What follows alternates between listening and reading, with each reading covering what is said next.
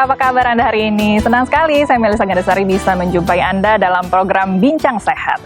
Saudara, kanker bisa mempengaruhi bagian tubuh manapun termasuk darah. Kanker darah atau dikenal dengan kanker hematologi, ini terjadi akibat sel darah mengalami mutasi atau perubahan sehingga menjadi abnormal dan juga tidak terkendali. Nah, biasanya kanker darah ini bermula dari tempat sel darah diproduksi, yaitu di sumsum tulang belakang. Nah, sel darah yang terkena kanker ini bisa menyebabkan sel darah kehilangan fungsinya. Lantas seperti apa penanganan dari kanker darah dan perkembangan dari pengobatan dari kanker darah? Kita akan bahas selama 30 menit ke depan hanya di Bincang Sehat. Ya, untuk membahasnya hari ini sudah kedatangan Dr. Andika Rahman SPPDK Home selaku dokter spesialis penyakit dalam, konsultan hematologi onkologi medik. Halo, apa kabar dokter? Baik, terima kasih hari ini sudah hadir di Bincang Sehat. Kita mau bahas mengenai pengobatan kanker darah ya dok ya. Sebelumnya kita bahas dulu kanker darahnya ya dok ya. Sebenarnya ini penyakit seperti apa, boleh dijelaskan dokter? Oke. Baik, jadi sebenarnya sistem di dalam badan kita adalah sistem darah. Dan sistem darah itu terdiri dari berbagai macam komponen darah. Di antaranya ada sel darah putih di sana. Nah, sel darah putih itu kan banyak ya. Jadi komponennya ada dari mulai limfosit, kemudian ya dari limfosit, monosit dan sebagainya. Dan di antaranya limfosit tadi yang akan menjadi bisa menyebabkan terjadinya keganasan di sana karena perubahan sifat. Apakah perubahan sifat itu disebabkan karena genetik? Juga terbanyak adalah sebagai akibat daripada paparan berbagai macam, contoh misalnya sinar kosmik atau juga sinar radiasi pengion juga bisa, atau karena dengan listrik tegangan tinggi misalnya juga bisa ya. Nah, itu atau makanan-makanan juga pewarna, pengawet dan sebagainya, sehingga terjadi perubahan sifat yang mengarah ke arah kita sebut maligna atau ke arah ganas. Dan bentuknya dari serinya kita punya sebenarnya ada 3 keganasan di dalam darah. Ada leukemia, ada limfoma. Kalau leukemia itu nanti akan ada 2. Leukemia yang sifatnya akut. Kalau akut, seri-seri darah yang baru saja dikeluarkan dari sumsum tulang, makanya dibilang seri-seri darah muda. Atau seri-seri darah yang tua karena sudah lama beredar. Nah, itu satu. Kemudian yang kedua kita juga punya ada limfoma. Limfoma dengan berbagai macam variannya. Kemudian yang ketiga ada sel plasma yang disebut kankernya adalah multiple myeloma. Kita punya 3 itu. Oke, jadi ada 3 jenis kanker darah, kemudian ya leukemia, limfoma, yang satu lagi multiple myeloma. Baik. Yang paling sering terjadi ini kanker darah yang jenis mana kemudian? Yang paling sering dan memang bergantung daripada usia juga. Jadi kalau leukemia itu dan limfoma banyakkan memang di usia-usia dewasa muda terbanyak ya. Dewasa muda dan anak-anak. Baik. Memang pada akhirnya pada mereka dengan leukemia yang terjadi pada anak-anak itu jauh lebih mudah ditangani dan kans atau untuk kesembuhannya, persentase kesembuhannya jauh lebih tinggi ketimbang kalau ditemukan atau diobati pada umur usia-usia parubaya 40-an ke atas. Gitu. Makanya dari itu yang mungkin Anda sendiri saudara di rumah sering dengar itu ya leukemia dan juga limfoma kemudian. Ini hubungan dari kanker darah juga berhubungan dengan sistem limfatik ya dokter. Boleh dijelaskan hubungannya seperti apa? Jadi memang sistem darah pasti akan juga berhubungan dengan sistem limfatik. Jadi akan lewat di sana. Karena memang sistem limfatik sendiri sebenarnya digunakan oleh badan kita ini untuk menjaga sebagai immunosurveillance namanya. Jadi menjaga supaya tetap tidak ada infeksi, baik infeksi bakteri, virus maupun jamur di sana. Dan satu saat dia mengalami keganasan, perubahan sifat begitu, sehingga ya dia tetap mengalir di dalam pembuluh darah, pembuluh darah dan di sistem limfatik juga berjalan. Itu bisa dua-duanya. Baik, jadi bisa dibilang kalau orang yang kena kanker darah, sistem imunitasnya juga jadi jelek begitu kira-kira ya dok. Oke, baik. Kemudian yang perlu diketahui oleh pemirsa di rumah, kemudian gejala awal yang biasanya ditemukan ketika orang terkena kanker darah itu seperti apa dokter? Jadi ada gejala-gejala konstitusional mbak, gejala-gejala yang umum. Maksudnya gejala yang mengenai badan gitu, seperti misalnya demam. Demamnya juga kita bilang bahasanya itu cancer fever. Jadi demam kayak orang kanker atau demam seperti flu. Jadi suhunya nggak sampai 38, tetapi di atas suhu rata-rata normal. Sumang-sumang gitu ya. Betul. Dan rasa badan tuh biasanya kalau sore-sore memang sesuai dengan metabolisme daripada si sel kanker. Tadi sore-sore mulai sekitar jam 4-an lah begitu, mulai rasa kok merasa meriang, nggak enak badan, mirip seperti flu. Gitu. Itu gejala yang awal. Berikutnya lagi, sejalan dengan perkembangan daripada si sel kanker tadi, baik limfoma maupun leukemia, kalau pada leukemia mulai terjadi HB-nya mulai turun. Kita lihat pucat ya. Jadi biasanya memang setelah beberapa bulan baru terlihat pucat, tambah kurus. Ya, terkadang orang salah mengartikan, oh ini jangan-jangan memang karena diet saya yang bagus nih, karena saya nggak makan terus jadi kurus begitu. Terus berikutnya juga appetite-nya atau selera makanan mulai turun juga. Itu yang pertama pada leukemia. Kemudian berikutnya pada leukemia juga karena dia menyerang ke limpa, jadi seperti terlihat buncit gitu kira-kira. Ya. Perutnya buncit. Pada limfoma tergantung daripada kelenjar mana yang terkena. Biasanya memang daerah sekitar di daerah di daerah leher, ya leher, ketiak. Jadi daerah sinilah yang akan mengalami pembengkakan begitu kira-kira. Ada benjolan. Ada benjolan, betul. Dari mulai tadinya mungkin sebesar kecil seperti tai lalat, kemudian dia dalam waktu cepat, dalam waktu 3 bulan, 1 sampai 3 bulan dia menjadi membesar, bisa seperti sekepalan tangan misalnya, juga bisa seperti itu. Cepat. Lebih baik di ketiak dan lipat paha. Jadi pada yang limfoma memang tempat-tempat atau reservoir yang paling sering ditempati oleh si sel limfoma itu memang ada di daerah pembuluh besar, seperti di daerah lipat paha, 1, daerah ketiak 2, kemudian juga di daerah leher 3. Itu yang limfoma pada akhirnya limfoma. Ya. Baik. Tadi dokter sempat sebutkan ini yang banyak kemudian mengalami entah usia dini atau usia muda begitu ya. Yang menjadi faktor resiko terkena kanker darah ini siapa saja, dok? Ya, sebenarnya hampir semua orang, tentu semua orang dari segala usia memiliki kans atau memiliki resiko untuk mengenai terkena kanker darah ya, baik leukemia maupun limfoma. Saya mulai dulu dengan limfoma ya. Jadi kalau limfoma ini sebenarnya memang masalahnya masalah imun sebenarnya. Jadi imunitasnya yang terganggu. Jadi itu bisa terkena pada baik yang muda maupun yang tua. Dan biasanya ada hubungannya juga dengan penyakit autoimun juga berhubungan dengan limfoma. Kedua juga pada mereka-mereka yang dengan riwayat misalnya imunnya yang jelek tadi juga bisa. Kemudian mereka-mereka yang mulai beranjak dewasa jadi dari kecil ya, misalnya juga bisa, di mana sel-sel darahnya itu kemudian karena memang pada anak-anak itu sifat dari si sel darah itu labil, jadi kemudian dia mulai bisa berubah sifat begitu. Bisa. 1. Kemudian yang kedua juga pada orang-orang yang dengan riwayat pengguna nafza, ya, itu juga bisa. Kemudian mereka yang dengan riwayat kemoterapi sebelumnya juga, atau yang terkena, jadi pada intinya adalah terjadi perubahan mutasi gen jadi terpapar ya, dok ya, di sistem limfatik tadi. Radiasi atau obat-obatan kemoterapi pun bisa mencetuskan terjadinya limfoma tadi. Baik. Pada leukemia itu bisa kemungkinan karena obat-obatan juga bisa. Contoh misalnya seperti obat-obatan yang mempengaruhi sumsum tulang, dulu kita pernah kenal ada obat seperti obat-obatan antibiotik juga ada, ya chloramphenicol dan sebagainya, bisa menyebabkan terjadi perubahan sifat dari di sumsum tulang tumbuhnya gitu. Itu bisa. Radiasi sekali lagi bisa, pengawet juga bisa terjadi. Setiap hari kita makan mungkin ini harus hati-hati kemudian, dokter ya. Ya, fenomenalnya adalah pada orang-orang kalau terkena makin usia makin muda, makin bagus, dan risiko untuk muncul kembalinya lebih kecil. Baik. Ya. Berarti deteksi dini kini menjadi penting karena supaya tadi karena gejalanya juga mungkin hanya sumang-sumang, berat badan turun, ini sulit sekali untuk mendeteksi. Tapi Mbak, kita tahan sebentar, dokter. Karena kita harus jeda sebentar, nanti kita lanjutkan lagi. Kita bicara mengenai deteksi dini ya, nanti kita akan lanjutkan lagi obrolannya. Jangan kemana-mana, tetap di Bincang Sehat.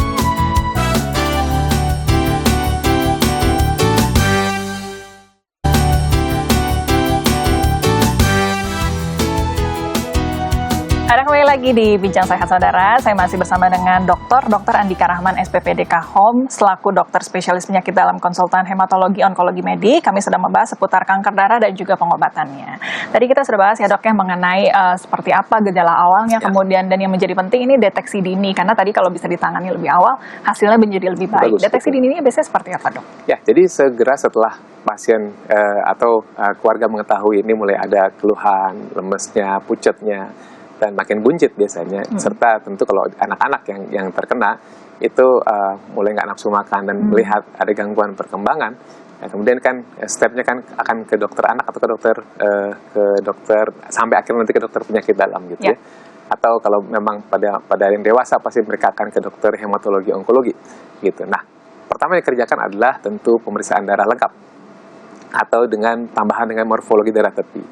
Di situ akan terlihat, jadi sel-sel, ada namanya sel-sel yang harusnya tidak boleh ada di, kalau kita ambil darah, dari namanya darah perifer nih, tidak boleh ada terlihat di darah perifer tadi, namanya sel blast. Sel blast itu adalah sel-sel yang imatur, yang belum matang, yang harusnya hanya ada di sumsum tulang, nah itu keluar. Nah, saking banyaknya dibuat hingga terlihat, nah itu yang dideteksi. Nah, namanya sel blast, nanti akan ada persentasenya, berapa persen. Nah, dari situ kemudian lanjut dokter akan melakukan kemudian BMP namanya, bone marrow puncture. Jadi sumsum tulangnya diambil untuk mengkonfirmasi betul nggak ini memang leukemia. Satu, kedua jenis yang mana, akut atau yang kronik gitu. Karena memang akut dan kronik ini beda hasil Mbak nih. Maksudnya beda hasil, performance statusnya juga akan tentu berbeda ketika ditemukan. Yang kedua juga hasilnya, prediksinya ke depannya juga berbeda. Pada mereka yang akut, kalau tidak ditangani dalam waktu 3-6 bulan akan perburukan. Kalau yang kronik itu bisa dua ya. Ada yang namanya leukemia granulocytic kronik, sama ada leukemia limfositik kronik, dua. Sama-sama dua-dua ini. Yang limfositik kronik biasanya pada orang-orang usia 50-an ke atas. Kalau yang LGK, granulocytic kronik ini bisa yang termuda yang pernah saya temukan umur 19 tahun. Ya. Masih muda ya. Memang berbeda ya kalau dibandingkan dengan orang-orang di Eropa. Yang Eropa tuh jauh lebih tua untuk yang terkena LGK. Tapi kita nggak tahu apakah ada hubungan dengan gizi dan sebagainya sehingga lebih mudah yang terkena. Nah, dari hasil BMP tadi, kemudian pemeriksaan berikutnya adalah namanya phenotyping.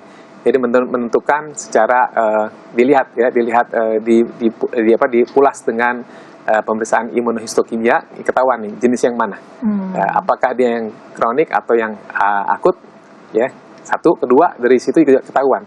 Kalau dia yang akut, jenis yang mana nih? Ya, myeloblastik namanya. Ya ini belajar ini sedikit ya belajar. Kalau saya belajar ya 3 tahun. Nah ini cukup 30 menit ya. Jadi apakah dia myeloblastik atau dia limfoblastik namanya? Karena dari situ akan berbeda nih pengobatan, obat-obatannya juga berbeda. Baik. Jadi deteksi ini tadi selain untuk mengetahui memastikan betul atau tidak, lalu juga untuk mengetahui terapi selanjutnya seperti apa. Ini menyambung ke pertanyaan berikutnya kalau begitu ya dok. Kanker ini jadi penyakit yang ditakuti banyak orang karena begitu divonis kayaknya berat sekali begitu ya. Kalau kanker darah ini bisa sembuh atau tidak dokter? Ya. Jadi seperti yang di awal yang saya sampaikan, jadi makin dini ditemukan, makin muda usia yang terkena akan mempengaruhi penyembuhan ya, akan lebih mudah sembuhnya. Yang kita bilang remisi ya. Gitu. Baik pada yang akut myeloblastic leukemia maupun yang ALL, akut lymphoblastic leukemia. Pada yang kronik ini bergantung nanti ada pemeriksaan gen namanya BCR-ABL. Pada mereka yang dengan gen BCR-ABL yang positif dahulu hasilnya jelek karena belum ada obat yang ditemukan. Tapi setelah ada obat yang ditemukan ya, imatinib dan lain-lain ya, obat-obatan yang kita bilang small molecule therapy target lah gitu, itu ternyata hasilnya bagus sekali. Jadi survivalnya jauh lebih panjang.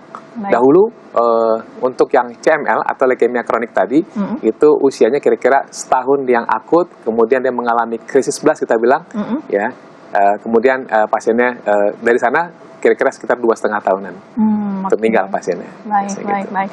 Jenis terapi kemudian yang dilakukan untuk pengobatannya seperti apa? Boleh secara singkat mungkin dokter ya. Jadi segera kalau yang akut ya, yang akut itu dilakukan yang pertama tentu targetnya adalah transplant ya, sumsum tulang.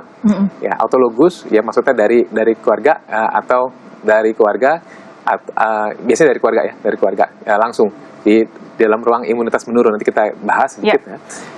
Pada mereka yang dengan kronik nanti akan ada pemeriksaan tadi yang BCR-ABL, apakah dia positif atau negatif. Pada mereka yang positif ada obat tadi imatinib dan turunannya yang lain-lain, dan itu bisa diminum terus sampai hasil BCR-ABL-nya itu negatif. Artinya sampai si leukemia si sel blast leukemia kronik tadi sudah hilang di dalam darah begitu. Dengan melihat hasil darah tepi maupun melihat di sumsum tulang. Pada yang akut kalau ternyata tidak bisa dengan dengan dilakukan transplant, kita melakukan dengan kemoterapi yang namanya kemoterapi induksi, konsolidasi, dan maintenance. Baik. Total keseluruhan pengobatan itu sekitar 2,5 tahun. Baik. Ya. Dan pasien itu akan ada di dalam ruang imunitas menurun ya selama fase-fase tadi, baik induksi, konsolidasi maupun maintenance. Ya, itu kira-kira yang dilakukan. Menarik nih ya dok, tadi sempat kita sebutkan karena kanker darah ini berhubungan dengan sistem limfatik, mengakibatkan seseorang imunitasnya juga bisa menurun, dan ini penting sekali imunitas ini dijaga ketika dalam masa kemoterapi. Ini yang mau kita bahas nih ya dok ya, mengenai ruangan immunocompromised isolation room. Tapi kita tahan sebentar karena begitu menarik ya dok ya. Nanti kita akan lanjutkan lagi pembicaraannya, jangan kemana-mana, tetap di Bincang Sehat.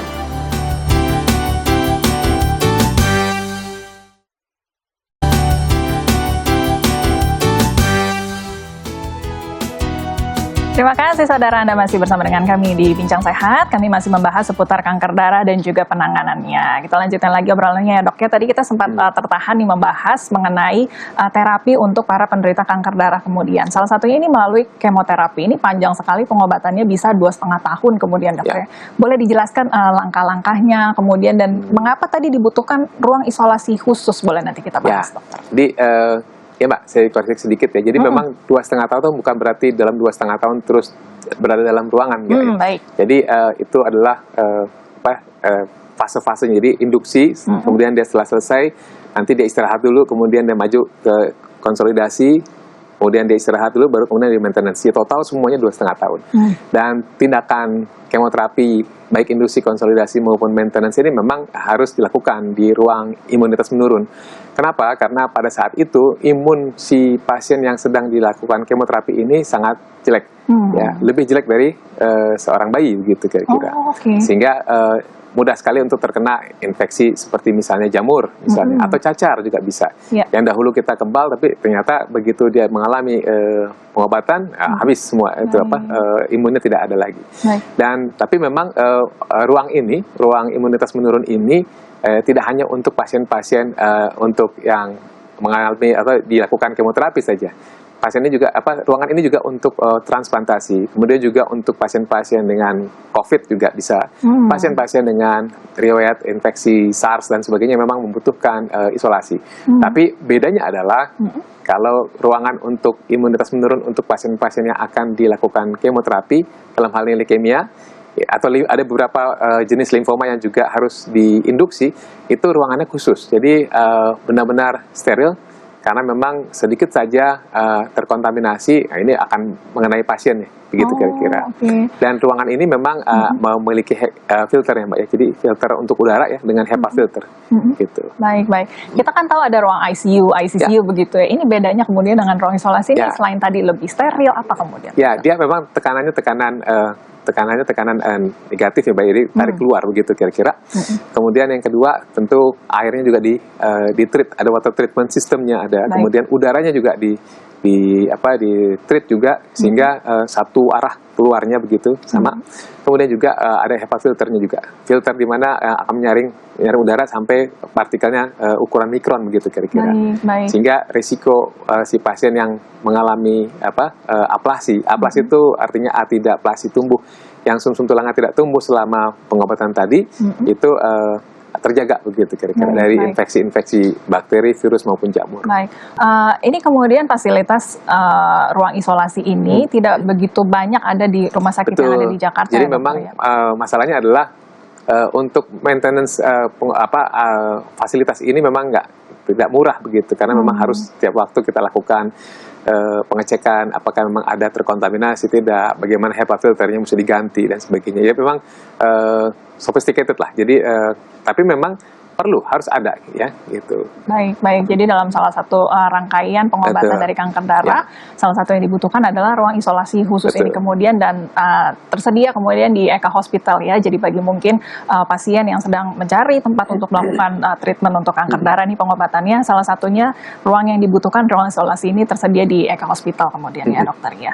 Baik, untuk terapi kemudian ini berapa lama? Tadi kan 2,5 tahun ini perjalanannya begitu ya. Untuk di ruangan sendiri itu berapa lama kemudian sih dokter? Baik, jadi kan pengobatan ini akan dibagi, ada fase induksi, konsolidasi, dan maintenance.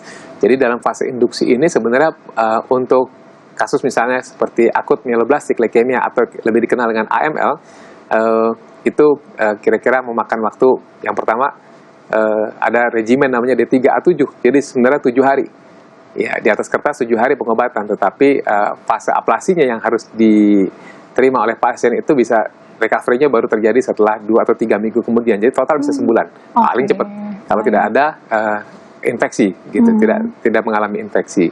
Pada yang akut lymphoblastic leukemia itu juga bisa kira-kira sekitar sebulan sampai 2 bulan juga dia berada dalam berada dalam kamar imunitas penurun tadi. Gitu. Ruangan isolasi ini bisa dibilang salah satu yang paling dibutuhkan kemudian ketika seseorang sedang mengalami pengobatan dari kanker darah. Biasanya Mbak, kalau pasien-pasien yang akan masuk atau menjalani kemoterapi itu kita lakukan shopping collecting kuman dulu. Kita swab dari tenggoroknya, dari ketiak, dari tempat-tempat lain, vagina, anus dan sebagainya untuk koleksi kuman, supaya nanti ketika dia mengalami imun yang turun, kemudian dia mengalami demam, maksudnya dalam hal ini terinfeksi, kita udah tahu, kuman-kuman apa yang menginfeksi. Gitu. Baik, karena tadi ya kita tahu bayi yang baru lahir begitu rapuh ini lebih buruk lagi dibandingkan bayi yang baru lahir, jadi memang begitu penting. Ketika berada di ruang isolasi begitu ya, pasti kan butuh ada pendampingan dari keluarga begitu ya. Apa yang bisa dilakukan dari keluarga? Ya ini fenomenal ya Mbak ya, jadi memang siapapun ya, nggak ngelihat fisiknya besar atau sebagainya, kalau sudah berada dalam satu tempat yang tertutup begitu, tentu angka anxiety-nya ya, cemas dan depresinya juga tinggi. Jadi membutuhkan pendampingan, apalagi anak-anak gitu. Jadi memang orang tuanya atau siapapun, kalau misalnya yang mengalami itu istrinya misalnya, ya suami mendampingi di situ. Ya 24 jam sehari, yang 7 hari seminggu. Dan memang persyaratannya adalah dia nggak bisa keluar masuk. Dan tentu juga dilakukan swab yang sama seperti pasien tadi. Baik. Ada tips yang bisa diberikan dokter kepada para pemirsa di rumah kemudian terkait dengan kanker darah ini mengenai deteksi dini atau mungkin pengobatannya seperti apa, dok? Ya, pemirsa di rumah, sebenarnya apa yang kita sampaikan di sini bukan untuk menakut-nakuti, tetapi memberikan awareness ya, kesadaran buat pemirsa sekalian mengenai deteksi dini daripada leukemia maupun limfoma. Jadi bila terjadi melihat anggota keluarga atau saudara yang mengalami lemas misalnya, pucat dan sebagainya, mungkin perlu dipikirkan kemungkinan apakah ada gangguan darah ya. Biasanya kita lihat dulu nih, apakah pada wanita muda misalnya ya, yang adik kita usia muda, usia tumbuh misalnya, yang baru menstruasi, memang kadang-kadang bisa, ini adalah problem di Indonesia sebenarnya dan negara-negara berkembang lainnya karena defisiensi besi. Ya, jadi jangan pikirkan dulu ke arah leukemia. Kita baru pikirkan ke arah leukemia misalnya dengan gambaran, misalnya dia makin kurus, kemudian juga pucat dan pada limfoma misalnya tambahannya adalah adanya benjolan. Gitu. Segera bawa ke rumah sakit, kemudian nanti akan dilakukan deteksi dini. Jadi jangan, ini tipsnya ya, berikutnya ya adalah jangan kemudian berguru atau konsul ke Mbah Yahoo maupun Tante Google gitu kira-kira. Baik. Tetap juga kita harus jaga pola hidup yang sehat begitu dok ya. Olahraga jangan lupa 15 menit sehari. Jadi kalau ada penelitiannya yang menunjukkan bahwa 15 menit bergerak itu akan memperpanjang sebenarnya usia pasien kanker. Ya, itu kalau dari penelitian gitu. Baik, karena tadi bisa juga dari pengawet, warna makanan, hati-hati juga ya dari apa yang kita makan pada akhirnya. Baik. Terima kasih dokter hari ini, informasinya begitu informatif, semoga jadi informasi yang berguna bagi pemirsa mungkin ya. Sekali lagi mungkin Anda sedang mencari bagaimana pengobatan untuk kanker darah. Saat ini di Eko Hospital sudah tersedia ruangan isolasi yang bisa menjaga, membantu ketika seseorang sedang membutuhkan perawatan kanker darah. Terima kasih sekali lagi dokter untuk informasinya. Semoga informasi tadi menjadi perbincangan bermanfaat untuk kita semua. Tidak terasa 30 menit sudah kebersamaan kita. Kami harus pamit undur diri. Kita jumpa lagi di lain kesempatan. Sampai jumpa.